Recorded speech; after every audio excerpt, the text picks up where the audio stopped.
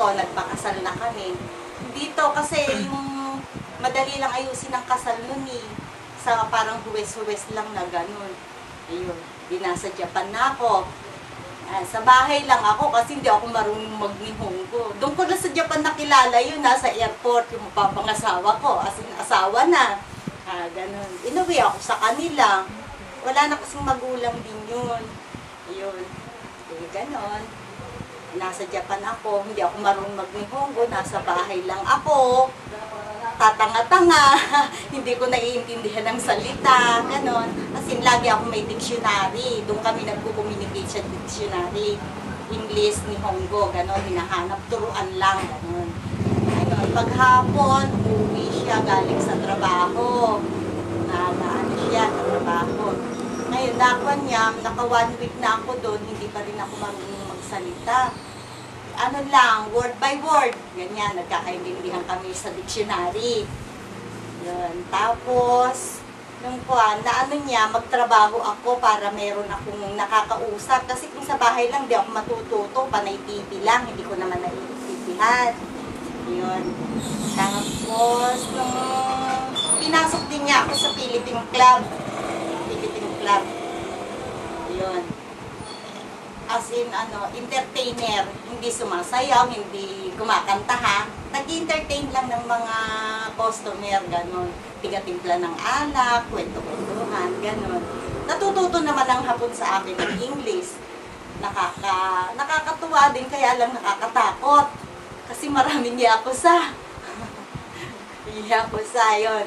Nakuha, tatakot din ako. Medyo natututo na rin ako ng konti. Ano ba yun, Yamita? Huminto ako at dahil tatakot ako sa mga yakuza. Pinagkakatuwaan din nila ako pero mababait din naman. Ayun, kasi kakilala din yung boss, yung amo namin. Yung mga yakuza, gano'n. Naghinto ako, nasa bahay na naman ako, wala na namang di 1 week na naman ako sa bahay. Magtrabaho, pumasok na naman ako sa iba. Panay Japanese naman yung mga kasama ko. Di pa ako marunong mag-Nihongo nun Ayun, nakursunadahan ko naman doon hanggang sa tumagal nga ako. Kaya lang, nabuntis ako. Nagkaanak kami. Hanggang sa yon, manganganak na ako. Hinatid lang ako sa ospital. Inano lang ako, bahala ng hospital sa akin. Iniwan ako ng asawa ko doon for 1 week. Nung nanganak na ako, yun, tinawagan na siya, nanganak na yung asawa mo, sabi nung doktor.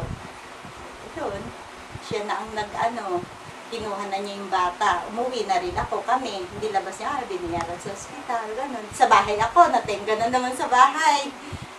Ayun. Ngayon, wala akong trabaho. Paano ko masusuportahan ngayon tong pamilya ko dito? Ang sabi ng asawa, nag-usap kami ng asawa ko, kinausap ko siya na tulungan din niya ako, kunin niya yung kapatid ko dito para hindi man ako makapagtrabaho, at least makakatulong siya. Kinuha niya ngayon itong kapatid ko at saka mga talent. May talent kami, kumukuha kami talent noon. Siya, 3 talent namin from the Philippines, yung mga ini-introduce naman sa mga club din sa Japan. Ayun, yun ang sumusuporta ngayon kasi nangungumission lang din kami. Yung hapon na asawa ko, siya, hindi naman niya ako binibigyan din ng ng pera, pang allowance, bigyan ng pang kain namin, ganon. Ayun. Yung kapatid ko sa amin nakatira, saka yung 2 talent na ayun, nakakuha naman sila for how many months. Lumayas ngayon. Nagsialisan sila. Ngayon, inaaway naman ako nitong hapon hanggang sa away-away. Alam naman sa buhay mag-asawa, nag-aaway, di maalis yun. Hanggang sa yun, may mga babae. Pag umuwi ako dito sa Pilipinas, kinuha niya ng babae doon. Pag siya naman nandito sa Pilipinas, dito naman ang babae. Diyan, madalas sa ermita. Since mga 1980s pa yan Ganon. Hanggang sa nagkahiwalay kami. Yung bata, hindi niya binigay sa akin. Ganun. Tapos, nung divorce kami, nag-divorce. Ayun, mag-isa ko namumuhay, naghanap ako ng bahay na matutuluyan. Paminsan-minsan, hinahanap din ako yung anak namin, walang mag-aalaga. Ako din ang mag-aalaga, as in, hiwalay kami. Ayun, kung saan-saan ko lang iniiwan yung anak ko, may nag-aalaga, sinasahuran ko rin. Mga walong lapad, gano'n. Nung bumalik na naman ako, may sakit yung anak ko, pinabalik ako, hinahanap ako ng hapon. Di bumalik ako, kasi dahil sa bata. Ngayon, walay kami, tapos, mag-isa ko namumuhay. Ayun, doon nagkuha ng buhay ko noon. Mas nag-enjoy ako kasi mas malaki nga ang kinikita ko, solo-solo kita ko. Balikuang kami, 3 beses kami ikinasal doon hiwalay, kasal, ganon. Dahil sa bata. Kasi naman dami naman kasi babae naman kung hapon na to kaya ayun, nag-enjoy naman ako doon sa buhay ko, kaya ko namang, pero hindi ako humihingi sa kanya ng sustento. Sariling kuwang ko lang. Hanggang sa ito, naipundar ko tong bahay, nakabili ako ng sasakyan, pinapadala ko lahat dito sa Pilipinas. Ang problema, yung mga pinagpapadala ko dito, mga lustay sila. Hanggang sa wala, ayun, naubos din. Ngayon malaki na siya. Kailangan masipag lang. Naging mas matured ako, naging practical ang pag-iisip ko nung nanggaling ako doon, nagkaroon ng pera, gano'n. Kaya lang, nawala din lahat. Dahil nga dito sa pamilya ko, sila, lahat ibinigay ko sa kanila. Hanggang sa talagang wala. Hanggang sa nauwi na ako dito sa sa Pilipinas. Ako ng yung sa goma, yung ilalagay sa elevator, yung mga yun, sa ubento yasang, sa ballpen, ayan, tigalinis, tapos yun nga, entertainer sa club, tigatimpla ng alak, chika-chika.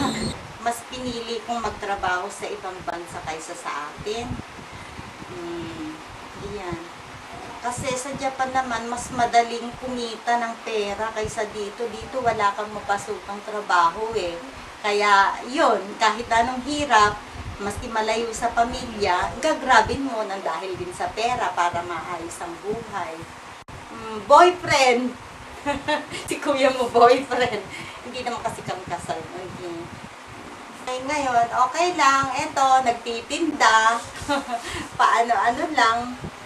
Para hindi mainip. May konti namang naipon din nun na yan ang pinaiikot ko. Maanak ko, okay naman sila. Ngayon, nagtatrabaho na siya sa computer company sa Japan. Tumisa naman, meron siyang laundry shop dito sa Pilipinas, dito sa atin. Ayun, okay naman sila, malalaki na. Kaya ngayon, eto, nag-iisa ako. Magantay na lang siguro ako ng apo. Ito ang aking naging kwento sa Japan. Ito ang aking naging kwento at buhay sa Japan. Minasan, konnichiwa. Kore wa, watashi no story, nihon de imasu. Buhay, oshigoto, Filipino ito wa, kore watashi no iyu, hajime kara, yoku kangaite, dakara nihon ni tsute, taihen yo. Taihen sigoto, moshi anata ga, wakaranai nihongo.